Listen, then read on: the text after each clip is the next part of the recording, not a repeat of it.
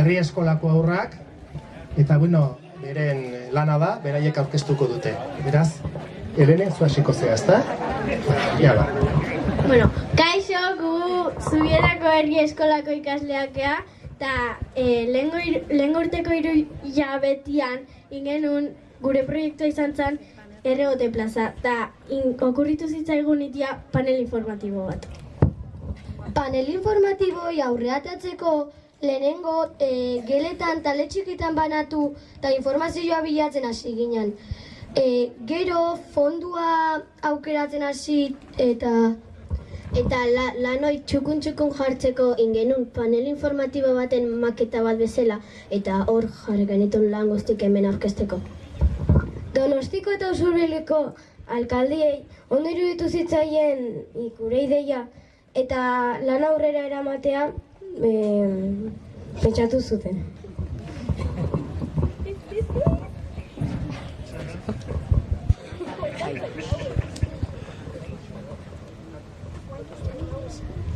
Paneralentzako abesti bat asmatu genuen. Orain banatu dizkizu egun paperekin abestu egingo dugu.